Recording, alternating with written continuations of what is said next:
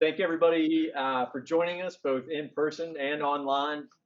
Tonight is a continuation of last Wednesday's off-road essentials class where we learned about the different options available for off-road navigation. We talked about both cell phone options, paper maps, as well as some of the standalone units like the Magellan TRX and the Garmin Overlander.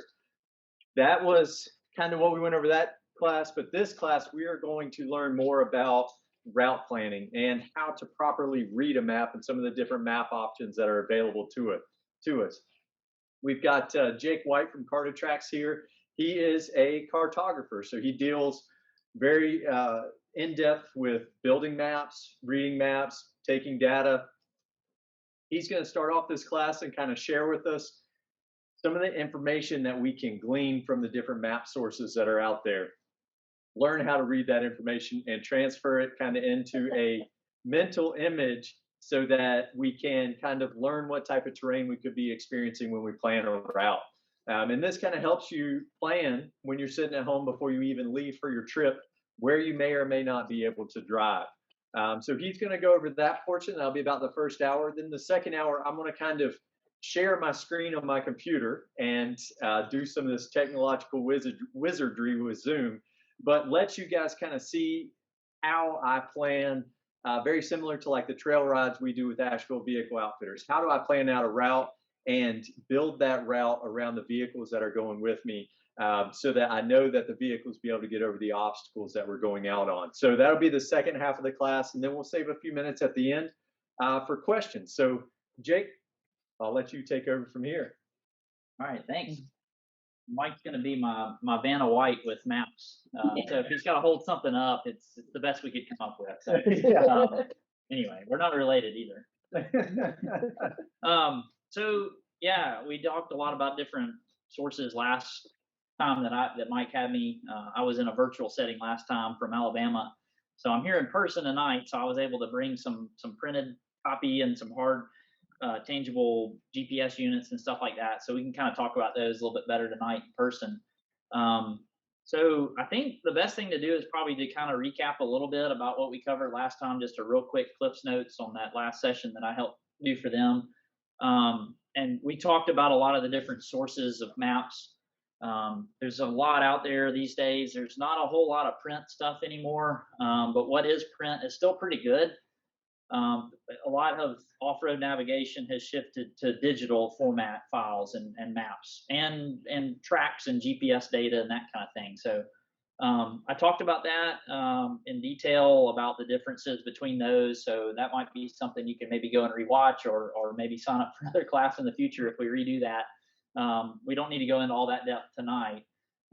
But for tonight's sake, I think the best thing to do, we're going to talk a little bit about what some of the hard copy printed options are out there, and we'll go through those. And then I'll also talk first, I think we'll talk a little bit about some of the hardware that we covered. So Mike will go into a little bit of detail maybe with the sharing of screen with some of the app solutions that you can look at, as well as hardware. Do you have an Overlander here, a Garmin Overlander? So that's one option. But we'll jump right into what was the old system before we all got smartphones, and that was handheld GPS. And most folks have seen the handheld that was more prominent with just anybody going outdoors back in the day before we had smartphones that would do it for us. But they're still functional. They still work. You can load maps in them and load GPS tracks and load data, and it still works without cell signal because it's not a cell phone, so it's 100% GPS driven. These have advanced a little bit. They used to only use the United States GPS constellation that's called GPS, Global Positioning System. But now the more modern ones, I use that term loosely, with the smartphones, it's not modern anymore almost, but they actually use GLONASS, which is the Russian constellation also. So these have become even more accurate in the last few years as they've brought that on. The GPS chip in these will be able to see both satellite systems and networks. So that increased the accuracy a little bit more. And then there's some new GPS system that the satellites are being launched now. And I think it's in about 2 or 3 years, we'll probably start to be able to use that. think it's called GPS-3. It was in that last session Yeah. that we covered. But that'll increase our accuracy tenfold. We're going to be in some crazy numbers of accuracy. So that'll be available for you to be able to utilize in a smartphone. So that's kind of cool. But this is kind of where it all started, was the handheld. As far as GPS navigation, that's where it all began. We talked a little bit last time about smartphones, and I just brought this in because it's kind of handy. I don't know how well y'all can see that. I'm going to bring it up a little bit closer to the camera here. This is called a Garmin Glow. It's just a pretty small unit. I mean, there's the size of my hand here. It's not huge. It doesn't weigh hardly anything, but this is a remote GPS receiver. So you can mount this somewhere on a vehicle, up on top of a roof rack or on a roll bar, wherever you want to mount it. But it gets it above metal. So if you've got any roof rack or anything like that, if you're mounting your vehicle or a phone or whatever inside of your vehicle, you're having to see through all that metal to get to the satellite. So this puts it outside the vehicle, but it transmits to your phone by GPS. By Bluetooth. So it gets the GPS signal and then it transmits it to your phone from outside the vehicle. So it's pretty handy. They're just a smidge over $100. They're rechargeable. It's got a little micro USB port, so you can plug it into USB charger and charge it. I've gotten almost 2 full days of use out of these on a single charge, so that's pretty good. I think it's a lithium-ion battery that's stored inside of it, but they're handy. It's just a little over $100. The refresh rate too is a lot faster. It's a 10 hertz rate versus versus 5, which is what you have in your phone. So it's a little bit faster. So basically the blue dot stays with you if you're driving a little quicker. So it's handy. Wanted to bring one of those in and show. This is like a cigarette lighter type adapter for that to charge. We talked a little bit about mounts for smartphones. Mike had mentioned RAM mounts. We talked about those a little bit. I brought one in. So this is kind of the connector in between. That's just a little connector arm, and it fits on a rubberized ball. This is a roll cage mount. So if you've got a roll bar or roll cage or any kind of tubing across your dash, these are handy to clamp on. I got this one from a company called Crawl Tunes. They sell a lot of off-road stereo speaker cans and things like that. But the guy there, Derek, sells these, and that's a pretty handy clamp, and it is solid. When you clamp it down with a little wing nut, it doesn't move. So that's a good solution. But you can also use the suction cup mounts. We talked about that. RAM makes those as well. And then it's got a little X grip that holds your phone, and you could just put it in there, and it's solid. So that's a really good option. I think you'll probably talk a little bit about the Overlander maybe again tonight. Yeah, we'll talk about that. We'll pull that out in a little bit. So, well, let's go back into what's more the old school technology that's fun for people, for some folks. I think it's fun. That's really my background. It's geography and cartography. So the paper maps are kind of my thing. And navigating with those. So some of the basic tools, I think, is trying to figure out where to access those kind of maps and what maps still exist for areas. And there's actually still a good bit. We talked about these map atlases. I'll pull these up. These are by DeLorme, and it's by state. So you can go buy, I think they're about $20 a piece. Yeah, $19.95. You can go to a bookstore and find these by state. So if you're going to travel to some state and you're going to be going off the beaten path a little bit, off the interstate, these are awesome. They're actually pretty good. They're technically topographic maps. You've got the whole state gridded off. Like here's Tennessee. That is really washed out. Let's see if we can get it a little bit better view here. Here you go. So there's the whole state of Tennessee. You just figure out which area you're going to and pick the page number and flip to it. And they're very useful. Let's see if I can hold this up. We experimented earlier. There you go. So they'll have the cities identified, and then even some of the backwoods roads and routes that run through there that are all publicly accessible are on these. The contours aren't very tight contour intervals, but you can tell where ridges are and valleys and waterways and that kind of thing. So they're really handy. There's a lot more on it than you think. There's a lot of little small roads that you wouldn't know about on a state highway map or something like that. Would those have like Forest Service roads and things like that? They would. Yep. Anywhere there's a national forest. There we go. I flipped right here to Cherokee National Forest. We can zoom in or hold it up close. Let's see if the camera will focus a little bit. You can kind of see. It shows all of Cherokee National Forest, and all the Forest Service roads are on there. And they're labeled with the real creative Forest Service names like FR88. It's so exciting. They come up with really exciting names with the Forest Service. But yeah, they're all in there. So that's that. We'll go from there to these, which is basically a motor vehicle use map. They come in like a little pamphlet form, but they open up into a big map. And I think for this use, I'm going to get Mike to open that, and I'm going to. Okay.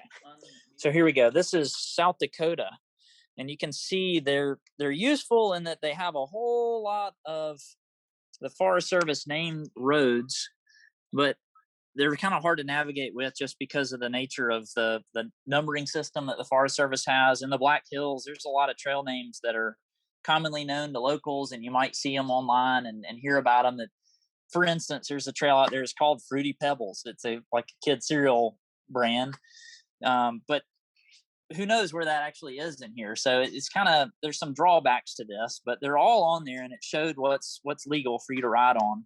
But they're black and white. They're pretty straightforward. Most of them you can access and acquire for no charge or a nominal fee. You can download these digitally as well in some of the apps that we've talked about. Avenza Maps, you can access all these in Avenza. I don't know about Gaia. There's probably an upgraded layer you could add in. With the premium version, you can have access to all the motor vehicle use maps. Yep. So they're pretty big in size. I don't know if y'all can see really just how big it is. It's kind of hard to drive with this thing. So your navigator will cover up half your windshield if you're trying to navigate with it. But they work, and it's what the Forest Service has blessed and said this is where you can go. Yeah. So that's what we have to use for those kind of places. But they do have them in digital form. But it's always great to have a paper backup if you're worried about being off the grid for quite a while and you might lose battery power or whatever. So having a hard copy is good. So if you want to fold that one up, Mike, for me. Excuse me, Vanna. Here's in the same neighborhood of options. This is a wildlife management area in North Alabama, but you get kind of the similar sort of map. Mostly black and white. There's some red showing boundaries of private land. This is called Skyline Wildlife Management Area. You can see the title up here.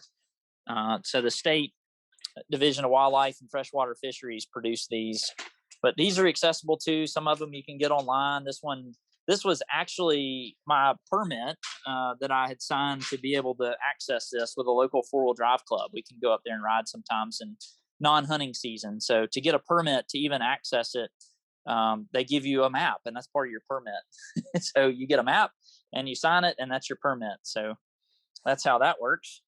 And then let's see, from there, before we delve off into topo maps, I'll show you one last one. This is Great Smoky Mountains National Geographic map. These are handy, and a lot of these you can get. Mike's going to open this up for us. They're a beautiful map. National Geographic is known for really good maps, aside from just printing magazines. But these are really handy. These are, I mean, obviously national park, you don't have a lot of motorized recreation options other than paved stuff. But they're really good maps. The National Geographic does a good job with those. These can be also accessed in Avenza, inside the store, inside Avenza Maps. That's a map for smartphones. And you can download it, and it works offline with a blue dot showing you where you are on this map. So same kind of thing. They're for sale. You'd have to pay for one of these, just like you would with a paper copy, but you can get these in bookstores and a lot of park offices. You know, when you go into the Great Smokies, like the Sugarlands Visitor Center on the north side, on the Gatlinburg side, when you go in, you can access this map and purchase it there at the Visitor Center. Same on the other side of the mountain. I can't think of the name of it. It's on the other side of the map, but that's a two-sided map. It's a huge park. I think that's the most visited park in the United States, actually. It's Great Smokies because it's so close to the population centers. But really nice maps. National Geographic does those. All right, let's fold that one up. And I've just got two different things I can show. This is, so when we hop off into off-road parks, this is just an example that I brought from home here for our show and tell tonight. This is Black Mountain off-road area. This is Harlan, Kentucky. And this is the county produces this map. So I'm going to come in tight on my phone and let's see if you can see a little bit. All the trails are identified. They've got them color coded. So up here on the legend, they've got all the different ratings color coded so you can get an idea of what you have some business riding on and those that you don't want to go down. So greens and blues are pretty safe mostly in most park maps. So that's the Harlan, Kentucky or Black Mountain map. And then we've got some older copies of Windrock. The fun one is the old one before they even had the Windrock name on the top of the map when it was Coal Creek OHV area. So Mike's working on opening this one up. This is kind of an old one, but it's fun to look at. So this is kind of how things started back in the day at Windrock. And things have changed a little bit in their mapping, and they've upgraded a little bit. So this is a very loved map that has spent lots of time. If you can see all the mud on this thing. Do you want to open that one up for me, Mike, so I can hold the phone? Yeah, this is a really dirty map. It's very weathered. Just a bit. Yeah, literally been in the woods a lot. But this is how they showcase a lot of their trails now. This is actually still kind of a little bit of an old map. They now have an app that you can download for Windrock Park and access their map in there. And I think you can do cabin rentals and a bunch of other stuff too that's part of that app. So maybe. But I think it's like $30, somewhere around there. Yeah, for the app download. So that's an option if you're going to Windrock. That's a huge piece of property, private land, just north of Oak Ridge, Tennessee. West of Knoxville. So, all right, that's enough of the Windrock Park map and park maps. Hand that over to Mike. Whoops. All right, so got all these covered. We'll set these aside. I'm going to talk now a little bit about topo maps.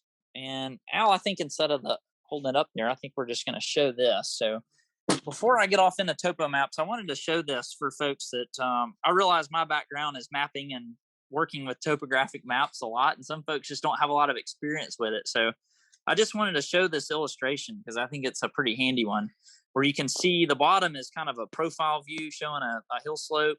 And if you note in that gray area there at the bottom, on the left side, it's kind of a gentle slope. It's not super steep with high contrast to the right side. If you notice on the right side there, it's super steep. It's a really steep slope. So what that would look like in map form on a topographic map is what you're seeing above that, displayed from directly above. And what I want you to notice and note is how in the area where my finger is along this side, you see how tight and close together those contours are. And then on the left side, how spread out they are, the distance in between the contours. So the contours, they represent lines of equal elevation all the way around. So that 150-foot line is 150 feet above sea level. So all the way around that line is 150 feet above sea level. So when you see them spreading out like that, a lot bigger gaps in between the lines, that represents what you're seeing on this hill slope below, where it's a lot more gentle of a gradient of a slope. On the right side, you see how it's so steep and you see how tight together they are. That's really handy to know how to read that and understand that when you look at an actual topo map and you're trying to look at a trail that's running up and down, perpendicular to those contours. If you're crossing contours and they are super tight together, that's a really, really steep trail. But if it's just following along in between the contour lines and gently going up the side of the slope, it's not so bad. So Mike's talked about that a lot and asked me, how do you show that? How do you explain that? And it's all about reading the contour lines and seeing when they're really close together, like on the right side versus on the left side here. That's a good representation of how that looks in real life in profile view. Al has a question. So how do you tell whether you're going over a ridge or through a valley when you're looking at a contour map? When you get to the others, maybe you could. We'll point that out. I'll go ahead and tell you the quick, easy answer is two ways. One, read the contour lines. They have numbers on them. Yeah. So if you look at the numbers, they'll have index contours. We'll look at a topo map in just a second. We'll pull one out, but we'll want to look at those index contours and see what the elevation is and figure out numerically what's going up, what's going down. That'll help. The other way that I like to do, because I'm not a numbers guy, I cheat and I look for water. So if you can find a stream, those are always at the bottom. So if you follow up from that, you're going uphill. So the stream's the easiest way. That's just a real quick visual. But if you want to dig in, that's just cheating. that's cheating. Yeah. Common sense. Yeah. You're keep moving. Oh, I'm sorry. Maybe we should have Vanna hold. Would you I want to can hold the phone? Yeah. Can you hold it more still than me? I can try. Okay. You've had like energy drink. Yeah. We'll see how it does. Okay.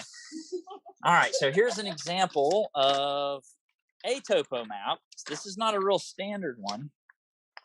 I'm sorry, this is not a topo map, but this is a Nantahala National Forest map. I pulled this into the stack in the wrong order, but this shows all of Nantahala National Forest, and this is a pretty nice, cool map that shows just the entire area and the region. So there's still a lot out there. This is produced by the Department of Agriculture and the Forest Service, so they're out there. You just got to dig a little bit. Just Google it, and you'll find it.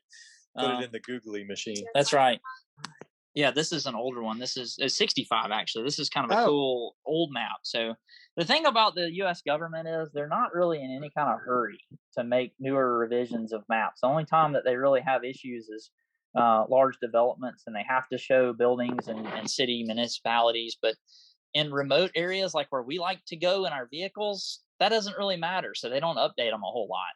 But really, if you really think about it, there's not a lot that changes out there in the woods. It's just your contours and streams and those kind of things aren't really changing a whole lot. So you can get by without, finding a very, very recent map. But for road navigation, it's best to try and get the most recent that you can. But this is kind of a fun old map that I brought in.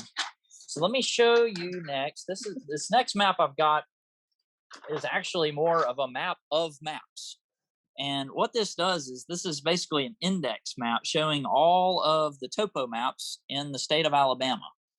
So the standard topo map scale is 1 to 24,000, or a 7.5 minute quadrangle is what they would call it. And that's kind of a standard. But the important thing is the scale is 1 to 24,000. So every inch on that map is 24,000 inches in real life.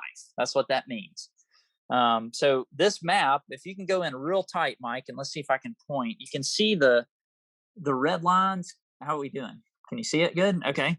So the red line, the rectangle is basically the perimeter of one 24,000 scale topo map. And then they'll have the name written diagonally in it. So you can find these, you can ask the Google and find an index map if you want to try and find a particular area, what topo map you need for that particular region. This is just Alabama. This is where I live, so I happen to have one of these.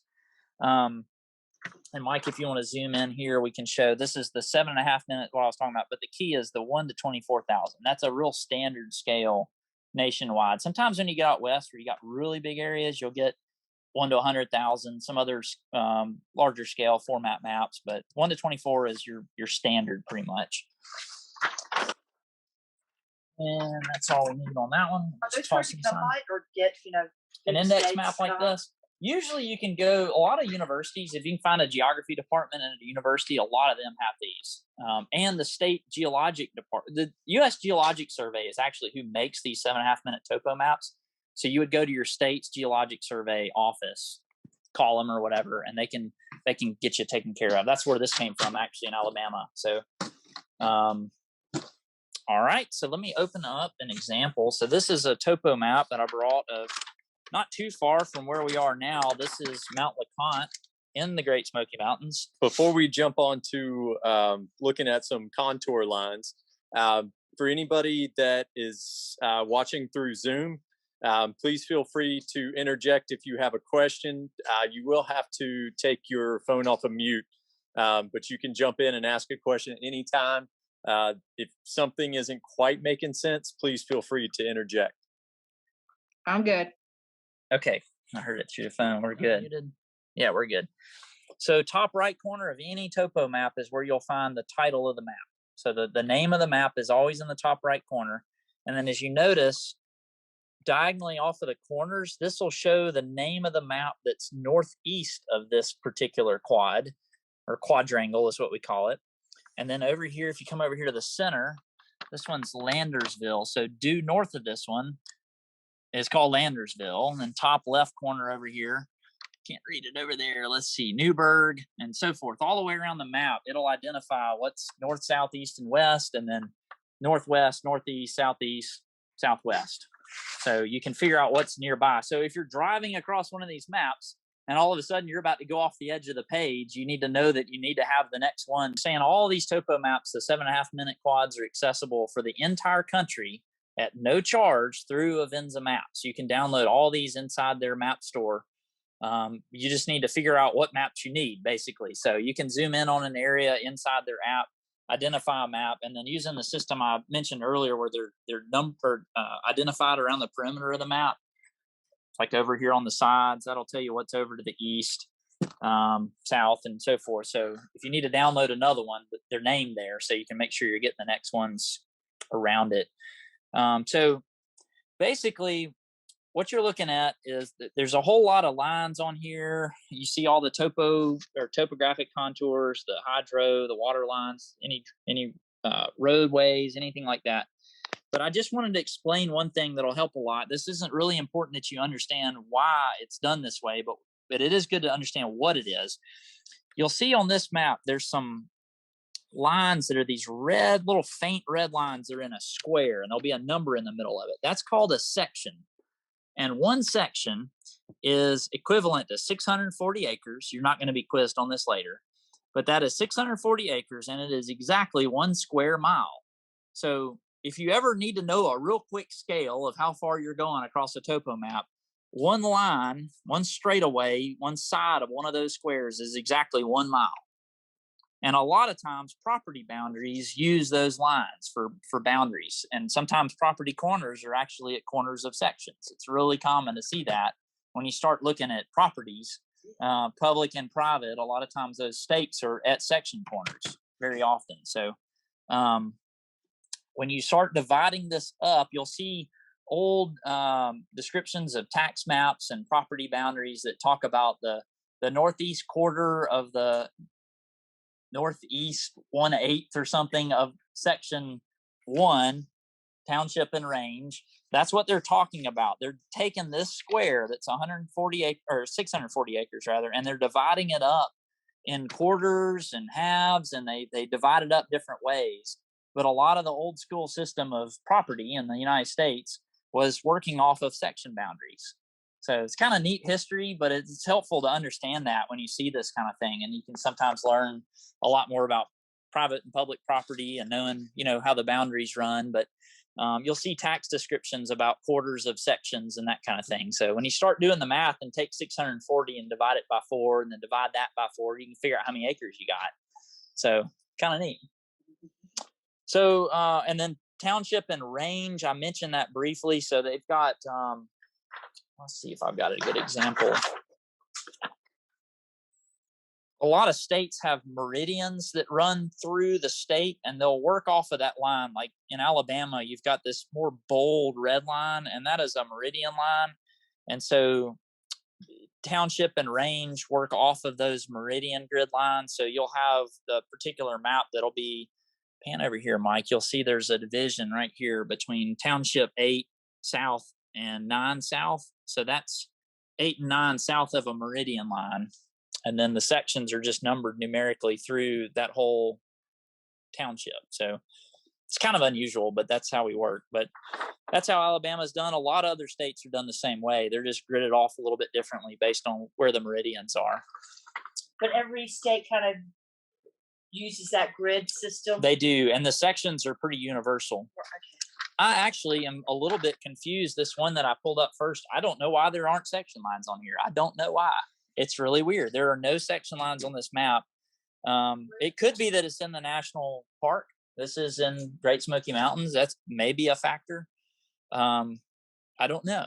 It was weird. When we pulled it up, I was like, oh, wait, that's not a good example because there's no section lines on it. But it kind of cleans up the map a little bit, and it's a good study for us to kind of look at some other features. So we'll go ahead and start talking about that. I think about how contours work. So remember when I was talking a minute ago and we looked at the profile, and you can see where my finger is here. You see how dense and how tight all those contours are, and they're kind of a brownish looking shade. They're so tight together it starts to kind of blend together and look kind of shaded.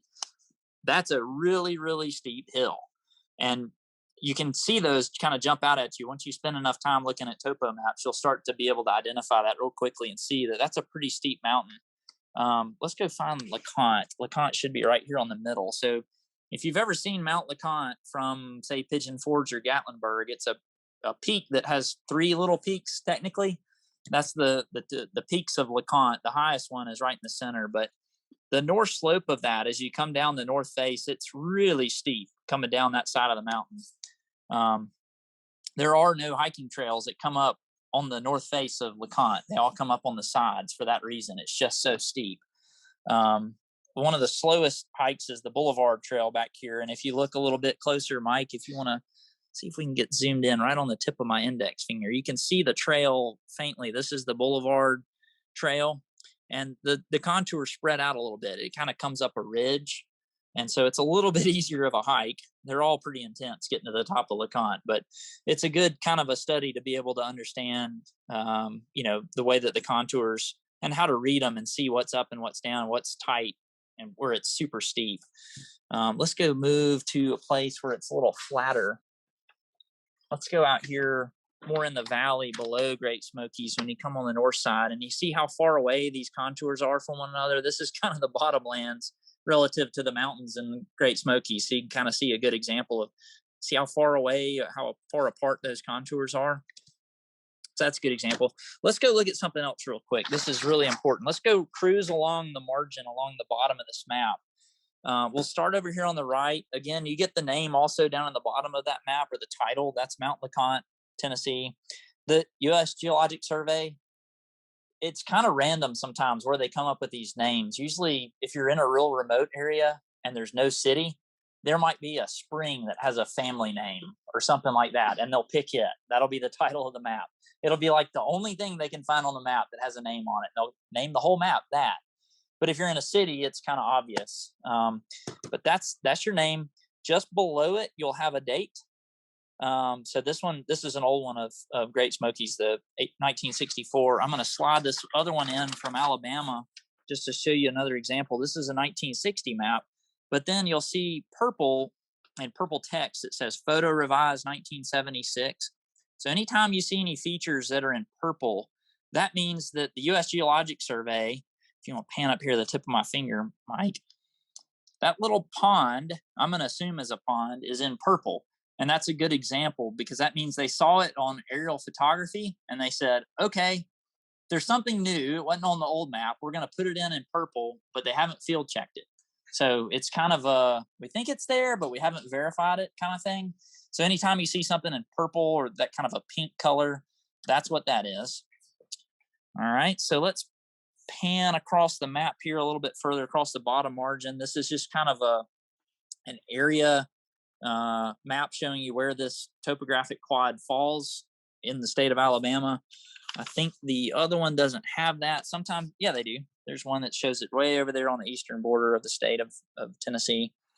Sometimes you'll find some that, let's see, I don't think we've got another one. Sometimes they'll just have one that'll have a little grid showing you, let's see, about 9 rectangles, and that'll identify all the different quads around your center topo. So you'll have the one in the middle name, and then it'll also name all the ones around it in just a little graphic display. So that's handy.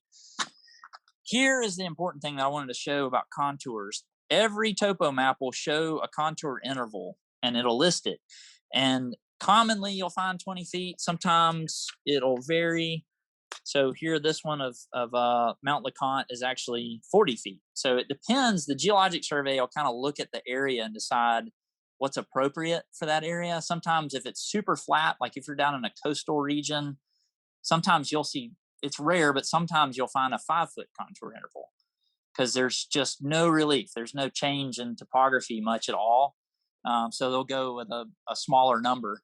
But in the Smokies, huge mountains, let's skip a few and go with 40. So that's important to recognize that they're different. It varies by map. So check it out. When you look at that, you need to make sure you understand what's that contour interval first. And so that just dictates, like, for instance, on this top map we look at here where the contour interval is 20 feet, it means every time that one of these contour lines is spaced apart, it's 20 foot of elevation? Correct. Okay. Yeah, so it's 20 feet of elevation change between lines. Okay. or it's 40 feet when you go to hike Mount LeConte. So like right here on the screen, every individual line that you see Represents is 20 foot of 20 feet of elevation. Yep, exactly. So when I grew up in Alabama and I hiked in the woods at 20 feet, and then I went to Great Smokies for the first time and went and hit this map and said, "Oh, that doesn't look that bad." I missed the fact that that's a 40-foot contour interval. Yeah. So it doubled the relief change. Exactly. So I have climbed to the top of Mount LeConte, and it's a tough hike. And yeah, so pay attention to that. That's really important to note. When you go out west, like if you go look at the Grand Canyon or something on a topo map, sometimes you can see upwards of 100-foot contour intervals. Or you get in Rocky Mountains in Colorado, you can see really large contour intervals. So yeah, that's a very important thing to identify first when you hit a map for the first time and you're looking at it. You might want to check that out. Grand Canyon's 80. Yeah. Which canyon? Grand Canyon. Yep. Like Bright Angel or Right. It's a pretty big hole in the ground. Yeah. Yep. So let's see, what else can we talk about? So I'll point this out to you if you want to zoom in on this, Mike. Hydro features like a drain or river or stream. This is coming off of the northeast slope of Great Smokies. When Al asked me the question, that's a valley. That's right. Al knows. That's right. But what happens is when contours cross a stream, basically when they come across the hydro and they cross, it basically kind of forms an arrow where you have the two sides of the contours coming together, and it always points uphill.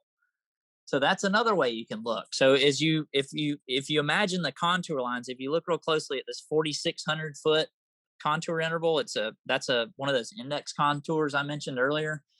You can kind of see how it forms a bit of an arrow. So if you imagine the blue line is the center part of your arrow, and then the two little side fingers that would point up are the contour interval, the index interval.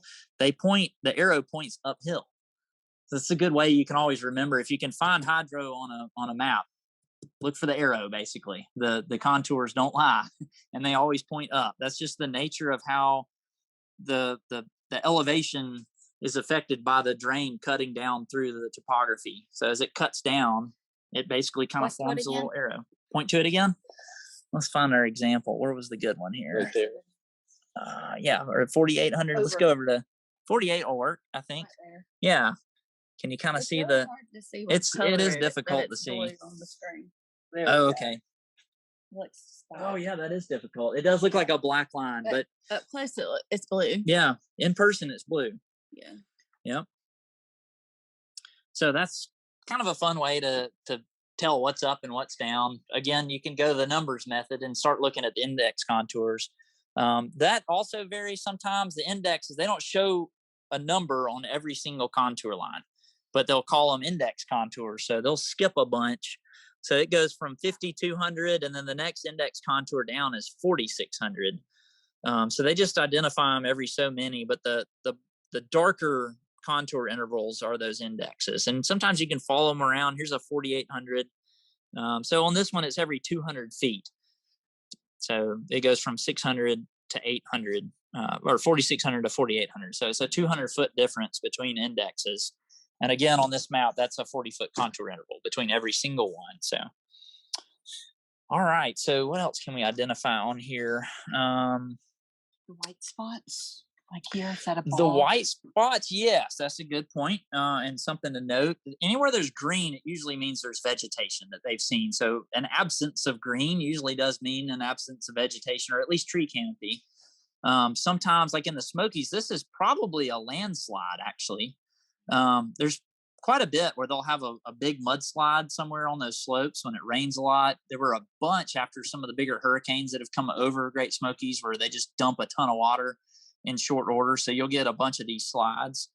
Some of it's just exposed rocks. I think the chimney tops, maybe, remember there was a fire, the big fire that happened up years ago.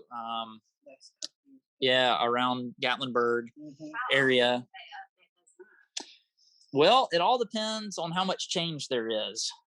If there's a lot of development they change it pretty often to try and keep up with that. But Great Smokies, the actual park and inside a national park, there's very little change. So they don't update them a lot. Like this example I have is 64, but the technology is getting a lot better now for the geologic survey with remote sensing technology from satellite imagery.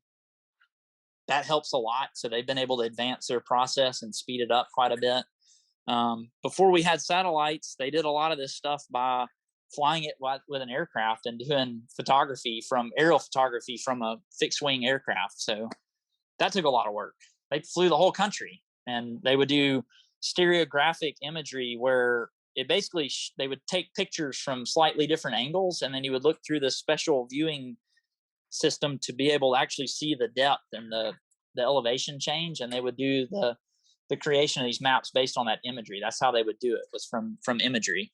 But now we're very advanced in our world of satellite imagery and remote sensing technology. So it's a lot more recent now. They do it a lot more often, basically, to answer that question. So the Avenza Maps app is a great place to go and find where is the latest of a particular area. They're pretty good about keeping the very latest from the Geologic Survey in their system. So as far as road changes go, there's really not a lot of changes that happen in a lot of these places. It's only in private land instances where you have people cutting new trails for private parks and that kind of thing. There's a lot of change. But as far as public land, there really isn't a lot of change in these areas. So, yep. Any questions about any of that? Yeah, we have any questions? I'll pull this up. Bonnie asked, what was the name of the map again? Which one? The latest one we were looking at? Are we talking about what type of map? Yeah, you said where you could get them. Where to get them? Yes. So if you want a paper copy, the best place for paper is to start out with Google, go to find the U.S. Geologic Survey state office. So every state in the United States has a state office for the Geologic Survey. And a lot of those places you can buy print copies of these maps from them. And they've usually been pretty cheap. I think back when I was in college, granted that was 20 years ago now, 15 years ago. They're like $4 a piece. So it wasn't a lot. They're probably like 8. I think they're Maybe 12. 12, I think. Yeah, I haven't bought a paper copy in a while, so I don't know.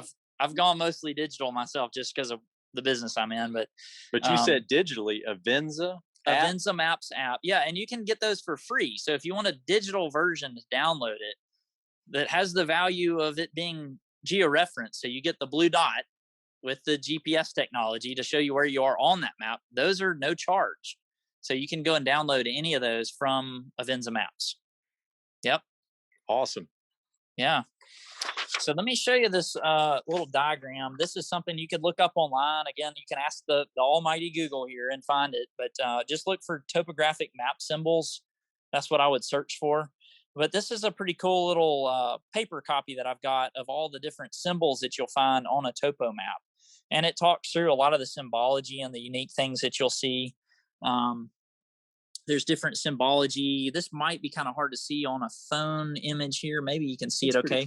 There's different little textures to the green that shows scrub and orchard, even vineyards, mangroves, like if you're in Florida, things like that. And woods is just a solid light green color. So like that Great Smokies map is predominantly just a plain untextured green. But there's all kinds of different symbols. There's different types of levees, let's see, sand and mud areas, all kinds of stuff that you can kind of study up on and identify, what you're looking at. These are kind of important over here. Anytime you see a BM, that stands for benchmark, and that'll show you an elevation. And that's traditionally, and pretty much all of them are going to be above mean sea level. So that'll show your elevation, but they are surveyed marker points that are absolute known elevation. So a lot of times you'll see them on mountaintops. There's a benchmark. It's an actual physical kind of I think it's either a brass or a bronze pendant that's embedded in a rock typically. Sometimes you'll see it in concrete, But those identify an absolute known elevation. So you'll find those in mountain peaks all over the world, all over the country for sure, but you can find them in other countries as well. You see them out in like Moab. Yep. You know, they'll be hammered into the slick rock out Right. there. Yep. Arches, yeah. Yeah, Mhm. arches. Yep. They're kind of neat to find. I think they're neat. It's kind of like a permanent geocache, I guess, Yeah. or something. But those are absolute known points that the Geologic Survey maintains those. And actually, above them is NOAA, National Oceanic and Atmospheric Administration. They're actually the ones that maintain those. I misspoke. Geologic Survey doesn't even mess with those. It's NOAA, actually. But it's kind of neat to go and find those. There's one smack dab in the middle of the Rubicon Trail. And that's kind of neat. It's just kind of a cool thing to come across. So anytime you see that on a topo map or you see a BM, it'll usually identify the elevation as well. Let's look at Great Smokies and let's see. So, yep, there we go. You can see real closely there's a BM and then a 6555. So that's 6,555 feet above sea level. And if you look at the contours, there's a 6,000 foot contour interval. So that works. They got it right, I think. Yeah. And there's another one kind of hidden over here near the lodge. 6593. So that's it's common, like I said, to find it on mountaintops. Sometimes you'll see them on roadway, like the side on the shoulder of roads. They're all over the place. Sometimes it's kind of random where you'll find them. Let's see if we got any other features. Do those as benchmarks as reference points or like high peaks? A lot of surveyors use them as a starting point to start survey from. From that point. Okay. Right. So they'll work off of that known point. Because I've seen, like boundaries of states. Mhm. When you Yep. have, like, Do they actually have coordinates engraved in them? Some do. It's kind of random. It's weird. There's not a lot of consistency. The ones that I've seen, some of them actually don't even show the elevation on the actual marker. It just says this is a benchmark. Figure it out or something. So you would use a map to identify and find that elevation. But and some of them they're just worn off. If it's in a place where there's a lot of tourists that are constantly walking over it with mud and sand in their shoes and stuff, it'll rub them smooth. So a lot of times you'll lose some of the text that they stamp in them. That was the case on the one on the Rubicon. There's so many people that drive straight over it. Most people don't even know it's there. They don't even notice it. It's just buried in the rock, and they drive over it, and it's polished smooth in places. So let's see if we got anything else. Yes. Steven's got a question. Yes. I have a question. You had your hand raised. I did, and then I thought, oh wait, I was probably over there seeing what Michael was watching while he said it. And now I Let's see if we got anything else. and some of them will like cave entrances to, Yeah, cave entrances are interesting. So let me show you this. This is mines, right. closed mines. So anytime you see contours that look like this, let's see if you see the one that's got the two little circles and they have these little bitty tiny tick marks. That basically identifies that in area around it, things may be level or maybe slope upwards. But this is kind of like a trick topo contour interval, like or a contour line. Now I was talking about what's up and down. If you ever see the tick mark, that means it actually drops down here. And it's basically kind of setting it aside and identifying as this is kind of abnormal. Everything else around this is either flat or going up. But this line actually says this drops down. So if you ever come across a sinkhole, like where you have limestone or cave entrances where the ground basically collapses, that's what that'll look like on a topo map. It'll show little tick marks and it'll drop down. So riding around in the woods in eastern Tennessee, like in Coppinger Cove, places like that, where you have a lot of limestone that's eroded underground from slightly acidic groundwater, it basically washes away the rock underneath, and then the roof will collapse, and so it'll drop down, and you'll have streams that'll flow down into that and disappear and go underground, and then it'll come back up on the surface further on down the trail. It's really cool. But that's called karst topography. That's what they call that, karst, Karst. It's really fun. I like that stuff. It's neat. now I have a question. Got a question now? So earlier on when you were showing the Mm-hmm. Mount LeConte, you could kind of see the topo lines kind of forming it to up in 2D form. Yep, how they come up all the way around the peak at the top. That's right. But it kind of looks like it's popping off the paper. Yeah. Yep. Yeah, that's a fun one because it's so steep. You can't even walk up and down that slope. You're looking at treetops next to you. It's so steep. It's a pretty cool area. Yeah, it just kind of rises up right out of the paper. It looks like it's kind of an optical illusion. Yep. Cool. Let's see if we got anything else over here. I think we pretty much covered most of the basics. Yeah. How far does one map overlap to another? Like you said, the lines. There is no overlap. Okay, so Yep. it'll be right up against this. The next one Yep. will be right there. Correct. It won't be like to 3 or 2. Right. Yep. Yeah. You can just imagine no margin It's shown just at all. The paper, you could cut it with a pair of scissors right along that line and butt it right up against the next one. There's Gotcha. no transition, and no overlap. Right. Good question. Awesome. All right. So I am going to share the screen on my computer here. What I'm going to do here, guys, is go through and walk you through basically how I would plan a route for a trail ride. And so I'm in Gaia right now. This is, if I can get rid of that up there. Anyway, this is Gaia on the computer, GAIA GPS. It is, we talked about it last time, it is available on iPhone, Android. As you can see, I can sit here and use it on my computer. The biggest benefit with Gaia is you have access to multiple different layers of maps, and it syncs between all your devices. So whatever I do on the computer here, it is going to sync directly to my phone, my tablet, or anything else that I have Gaia on whenever it gets connectivity. So between my phone and my computer, it will sync through the cloud. If I have a tablet, as soon as I connect the tablet to Wi-Fi, it will sync through the cloud. So that's one of the biggest benefits to it. What I'm going to start with right here is, honestly, it's a route that we are working on planning out right now. Right here on the little red marker where you see my cursor here, this is Asheville Vehicle Outfitters. It's the shop here that we do these classes at with Eric Valdez, and we do a lot of different stuff with him. From here, heading south, I'm going to zoom out just a little bit and go south down here to below Brevard. This next little red marker that I have is a piece of property we are developing.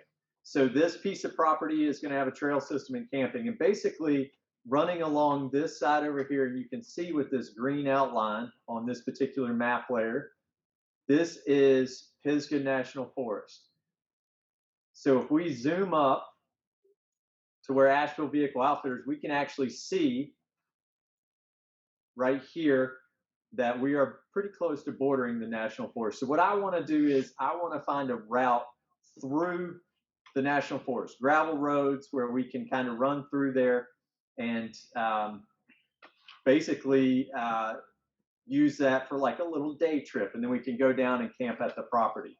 So with Gaia, what I do is I go over here and I've got map layers, all these different map layers that I can use with the premium version. But the one that I'm interested in is one of the ones that Jake talked about. You'll see it, it says MVUM USFS, that's Motor Vehicle Use Map, United States Forest Service, right? So I choose that map layer and I go ahead and turn off all other map layers to start with, so that all I see is that motor vehicle use map. So I get that out of the way.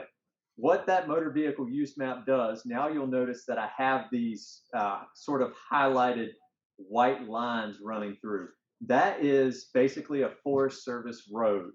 And with Gaia, and now this isn't always 100% accurate, but Gaia stays pretty close. But if you click on it, it will bring up a description of that particular road. And it will tell you if it's open to what? for instance, here it says it's open to high clearance vehicles, open to passenger cars, buses, motorhomes, large trucks, and even tells you the jurisdiction it's in, Forest Service.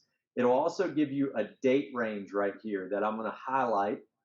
And that basically gives you the dates that you can use that road. So right here it says from basically January 1st through December 31st, meaning year round, this particular road, Bent Creek 479, is open, right? And with that, if we look, see if I can find one.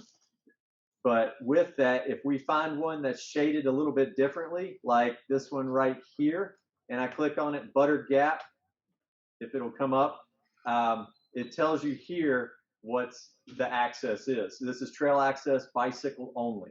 So the ones that are highlighted in white normally are open to everything. The ones that are shaded a little bit, they're going to give you something a little bit different, whether it's bicycle, OHV only, dirt bike only, ATV only. But that's on a motor vehicle use map. Yes, sir. Do you have to be online connected in order to get that additional information? No. Okay. No. If you download that ahead of time on your phone, it can be used offline. There is data that will only be available online, but typically it'll give you the date ranges that you can use this stuff even offline. Now, all of this that I'm doing now, going through this particular layout, I do this before I ever even think about getting in a vehicle. I'm sitting on a computer at home looking for these routes. So, all right, now let's say I've notated or I've noticed these routes here and it goes to the general area that I want to go. Maybe I don't have direct access to it, but this is another point that Gaia really shines at. If I come over here and I click on route, and you could do this with your phone, but it's a little bit harder. And let's just label this AVO for Asheville Vehicle Outfitters to MOA for Morrison's Outdoor Adventures. Okay, so that's what I'm going to name it. Right here, there's some information this is going to give us. It's going to give us a distance, how much ascent we're going to go across, so how much we're going to climb and how much we're going to go down. And then it's going to tell me the differences in elevation, ascent, descents, max elevation, minimum elevation. That's just kind of some geeky, nerdy stuff. But down here is the most important part, right? Right here, routing mode, because we're going to be driving, I want to make sure that I pick driving, okay? I want to make sure that I've chosen that, because if I don't, and I leave it at, say, bicycle or hiking, Gaia will automatically default to putting us on a hiking or biking trail, which could be a problem, right? So we want to make sure that we are for sure on driving. Then we're going to come over here to our first point, which is Asheville Vehicle Outfitters. And I'm going to click on the road basically. And once I click on the road here, it'll take it a second to update, but now my route's going to begin. This is our starting point from right here. And one of two ways that I can go about this. If I'm looking for particular routes, then I can place these dots along the way. But if I don't know, like for instance here, it doesn't matter how I get to these gravel roads that are over here, right? So these gravel roads that are over here, I'm just interested in getting right in the beginning. So I don't care how it routes me. So I click on the beginning of that gravel road, and when I do that, Gaia automatically fills out a route for me as I'm going through right here.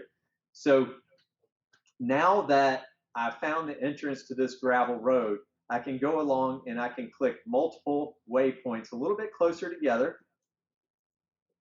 But every time that I click one and leave one behind, Gaia is going to automatically route me through gravel roads. Now here's where you have to be careful. Right here, you notice it's routed me through a campground, right? It says right there, Lake Powhatan Campground. So I want to make sure I don't go through that. So I'm actually going to drag my last set waypoint up here a little bit higher and drop it, okay? And now it's going to route me away from that campground and around. So here I've got to click a little bit closer together, but now that I'm getting back on a straightaway, I can start clicking my route a little bit better. So now I can zoom out and really start laying it out. And this is very beginning. I'm just laying out a point A to B in my route planning. See, again, Guy automatically calculates it for me. And then I come down to the next point. Now, see, I clicked my point too far away, and now it's routed me all the way around over here. So I'm going to drag my routing back to here. Come on.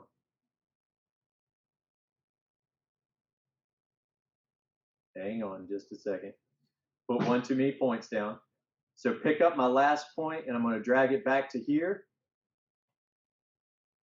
There we go. Now it puts me back on route that I'm following. So if you click too far apart when you're trying to build a route, it'll start to route you all kinds of crazy places. So I continue to lay out this route. Let Gaia do the work for me. Let it auto-calculate. And sometimes it can take a minute for it to kind of populate into place. And sometimes you have to drag your points into place to get it to do exactly what you want it to do. But it will do it. But I lay out these points from point A to point B throughout the entire trip.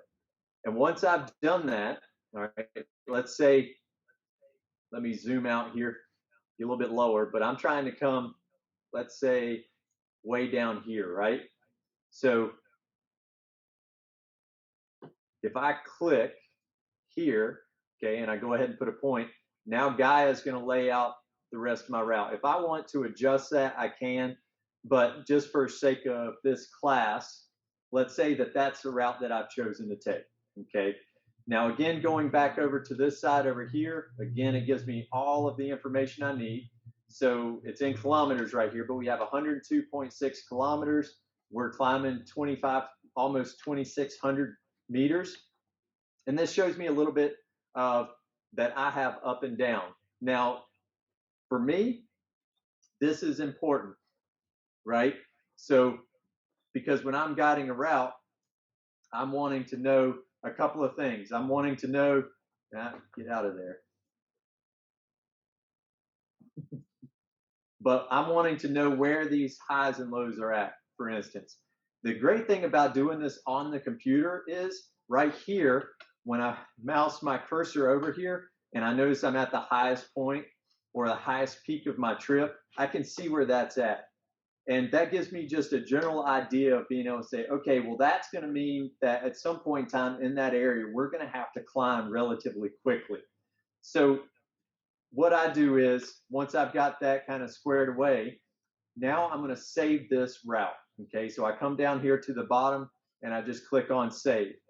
Now, this is basically now saved in the Gaia cloud, you know, the great machine up in the sky. But if I want to now look at what type of terrain I'm going to be driving on, now I can go back over here and I can start pulling up other layers. Now, the motor vehicle use map does give us some topo lines, or contour lines rather. So we can see here, okay, if I was to ask Jake, you know, what type of terrain I'm driving on here, we can see the separation in these contour lines is wider apart, meaning that this is going to be a gradual slope that this trail is going down. But where these contour lines start getting closer together right here, okay, we're following along almost parallel to these contour lines, maybe increasing just a little bit, but for the most part, we're staying parallel to them where they're close together, and where they're further apart and they have this space, we are driving perpendicular to them. So that tells me that this follows a lot of the lay of the land, so to speak, as a mountain road would, meaning that here it's using the elevation to its advantage, being spread out, and it's climbing. But here we're traveling along the side of a mountain, so to speak, or a large hill, because the contour lines are so close and we're moving along them until we start to get to right here where they're spread out again and the road starts to climb again. So that's what I do when I'm planning a route, is I go through and I look at these topo lines. For instance, like down here where they're way spread out, we can actually see, you know, right here is a campground. So it's going to be relatively flat at a campground, right? So these contour lines are very, very spread out. And here it's following along in a very low area. And again, like Jake said, finding the low points, You can see my little finger right there is following along the river. So this trail actually follows right along a river at the base of a mountain, so to speak. And here we can see it coming away from the river, but it's starting to climb upwards. Looking at numbers right here, 950, 1,000, 1,050. So moving this way is climbing uphill. Then we turn right here, and we're moving along the contour lines until we get to this point here, and we start to climb again, okay? And again, they're choosing to do that there because the contour lines are more spread out, and it was much easier to put the trail in place. So as I go through this, and let's say I'm taking stock vehicles out on this trail ride, no lifts, no bigger tires and things like that, then that's what I'm looking for. I'm looking to make sure that I'm not going to have any steep climbs. I'm not going to go right here and notice that a trail cuts off in the direction my mouse is going, and we're climbing straight up these contour lines right here. That would be more indicative of a difficult hill climb for a highly modified Jeep or, you know, a highly modified Toyota. So this would be basically a trail ride that I would take mostly stock vehicles on. Now, once I've gone through and I look at those types of overlays, now I'm going back, oops, wrong ones, layers. Now I'm going to look at, and I like the Nat Geo Trails Illustrated maps. And the reason I like these maps is because they show me this particular black mark right here that you see. Basically, it looks like barbells. What this means is there's a gate there, right? It means that there's a potential for this trail to be closed down. Now, even though this shows up on the motor vehicle use map and it says it's open year round, if there is bad weather, because the Forest Service does not have enough manpower to manage in bad weather, people sliding off the trail and getting stuck, they will close this gate in anticipation of that bad weather. Also, if we were to drive through here, say in snow, as it's melting, we're going to tear these gravel roads up a lot of times with a lot of traffic. So again, they'll preserve the road by shutting this gate down right here. So that's the type of thing, once I've kind of notated, hey, this is the trail I'm going to go on, that I will look for is gates like that. And I can even see some of these side trails right here have gates on them. Now, it doesn't necessarily mean, again, that that gate is closed. It just notates that there is an existing gate there that the Forest Service has put in place. The other reason that I will put the Nat Geo Trails Illustrated map on here is because it doesn't just focus solely on motor vehicle use. It also has other features. If I'm looking to add a hike into my trail ride, or maybe I have people that want to do mountain biking, or maybe I'm looking for a waterfall, right? Or maybe a camping area. This is all going to be highlighted in the Nat Geo Trails Illustrated map. Now, again, just like the motor vehicle use map, this is only included with the premium on guide. You can on a Benza. Sorry, if you see the gate on your map, on your trail that you planned out, and you go run this and the gate's closed, can you go back in this one that you saved and fix it to go a different way? Or do you have to do it all over? You can readjust your route from your phone if you've downloaded the map ahead of time. So you don't have to like go and start over? No, you don't have to go and start over. Good question. So the question that was asked, just to make sure everybody can hear it, is let's say I go pre-run this route and I come up and this gate is closed in front of me. So what I would do at that point in time is, the question is asked, would I have to basically go back and reroute this on a computer? And the answer with Gaia is no. As long as you have pre-downloaded this map, you can find an option around it, right? Whatever that option may be, or route that I may be able to find, you can do that with Gaia. I believe it even does have a reroute feature, but I'm not particularly familiar with that. Okay. Yes. On the road closures, are they pretty good at saying it's closed? You know, when the gates opened or closed, or is that like a typically, if it's due to bad weather, you're not going to know until you get there. Okay. If it's a seasonal closure, again, going back to the layers, let me pull up the right layer here.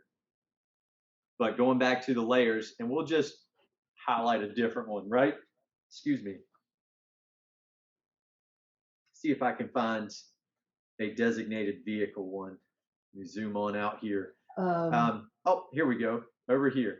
So some of these, you'll see some different ones. This particular one, if I click on it right here, this is, Okay. and this tells you basically different date ranges. This is open to ATVs from April 1st through December 15th, Basically, right? yeah. Motorcycles, high clearance vehicles, four-wheel drive, other wheeled OHVs, tracked OHVs, and so forth. This is basically open to all vehicles, but this is not open year-round. On March, it's going to be closed. It's not going to open until April 1st, and then they will close it again back December 15th. And that's pretty much every year. So you can pretty much count on that, that those dates are going to match pretty well. Now, talking about like what Jake was talking about earlier, technically, and again, this is technically the Forest Service or any other government group that manages public lands. If they close a trail, they have to notate that on their motor vehicle use map. You mean like close it for any reason? For any reason, right? Now, seasonal or permanent. Seasonal or permanent. Now, or something. Weather-wise, right? That's a different story. But if this trail that's been open year-round for the last 20 years, they decide that now it needs to be closed seasonally for whatever reason, they have to notate that with a new motor vehicle use map. If they decide that this trail, let's say Hurricane Creek, which is popular one around here, if they decide that they no longer want you to have access to that trail and they're going to close it indefinitely, they have to notate that with a new updated motor vehicle use map. Wow. So that's a lot. So when we're working with the agencies, right, we can use that to our advantage. And what I mean by that is a lot of times it is a lot of trouble for them to close a trail. So a lot of times if we get the knowledge, say that the Forest Service here was going to close Hurricane Creek, if we get that knowledge, not only do they have to go through all the red tape of changing all their motor vehicle use maps and updating that data, but they also have to have public hearings and so forth. So we can use that to our advantage to become proactive when we hear that a trail is facing closure, to turn the tide in another direction. And that's where groups like Southern Four-Wheel Drive, Tread Lightly, and things like that come into play, helping out with that. But it's a very real thing. Jake's very familiar with Tellico, which was a big OHV area in western North Carolina and eastern Tennessee, right at the state line. And Big Butt, out of Silva, that got closed. Tellico was a big one here, and it got shut down because of erosion. But they had to go through that whole process of doing that. Yeah, the fishermen were. Yeah, they were grumpy, right? That's the problem. They had a lot of money behind them. Yeah. Yeah. Yeah. All right. Now, a couple of things to take note of before I continue on with kind of my route planning here. One thing that Gaia doesn't do very good is like your typical GPS, like Apple Maps, Waze, Google Maps, and things like that. Once it gets into cities and towns and actually mapping through those areas, Gaia does not do a good job of finding good routes. Okay, occasionally they will try to route you through neighborhoods and subdivisions and stuff like that. We always make the joke because when we use Gaia to get to our property, way down here, it tries to make us turn on a road called Ugugu Drive. That's the name of the road. But it is a gated subdivision, and you can't turn onto that road, right? So it's all about momentum. It's all about momentum to get through that gate. So you do have to be cautious with that. It does really well through Forest Service and things like that, and some of that depends too on which one of these layers that you're using over here, how those routes plan out. That's why I really tend to stick to the motor vehicle use map, but I will occasionally move to other different maps, just depends on what I'm doing. If I'm doing a lot of mapping on that's going to have a lot of pavement and a lot of off-road, then I will probably switch back and forth between one of the maps that has a lot more like Gaia streets, right? That has a lot more streets on it for that decision making, or like a national map or an atlas map. But having all these different layers that you can choose between, then you can do that. And if you want to, with Gaia, you can make the decision right here to overlay 2 maps. So, for instance, I've got both the motor vehicle use map highlighted as well as the Nat Geo trails. So what I mean by that, if I can drag this right here, but if I want to see both maps at the same time, I can make one more transparent, right? So here we can see the motor vehicle use map road sticking out. Basically, it's highlighted still, but in the background, ever so slight, I can see the Nat Geo. So if I want to see where gates are and things like that while I'm route planning, then I can put multiple layers up with Gaia. So, all right, let's take the Nat Geo one off. But occasionally, and this is mostly out west, I will look at satellite imagery, but very rarely do I look at that on the East Coast. Jake's laughing at me because we have so much canopy coverage, we can't see the trail that we're wanting to drive on. We just can't. But if we go out west, say for instance, I'm planning a route somewhere around Moab or somewhere Utah or Colorado, chances are highly likely I can see that route through some of the desert areas or high desert country because they just don't have the canopy coverage that we have. So I will look at satellite imagery. What you have to be careful with that is how often that satellite imagery has been updated on that map. Because I may look at something and it looks like a clear trail, but 3 days ago there was a rock slide on that trail, or even a year ago there was a rock slide on that trail and nobody's cleaned it up. That's where you hope that you took Mike's recovery class, right? I want to add a disclaimer to that about the imagery. So just a quick note, when you look at imagery out west, sometimes that can be misleading. And so there's a little bit of a disclaimer that you should be aware of. In the desert, there's something that doesn't happen much there. What is that? What does it not do much? Rain.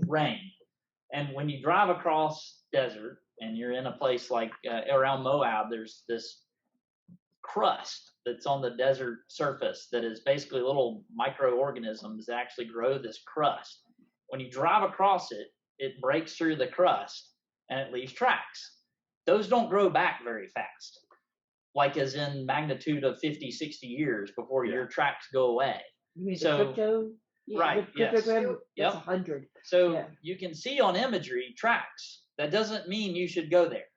So there's tracks that stay there for a really long amount of time. Yeah. You know, and it's a matter of like, drive on it? Sorry? Is it illegal to drive on it? Sometimes, yeah, that's the disclaimer I'm trying to say. So beware, just because you can see a track on imagery doesn't necessarily mean that that's a route that you should always follow. You might come there and hopefully if it's a situation like that where somebody shouldn't have gone there 50 years ago, there's a gate letting you know that you don't need to go across that. But imagery, there's some risk there, certainly. So it is. I just wanted to mention that.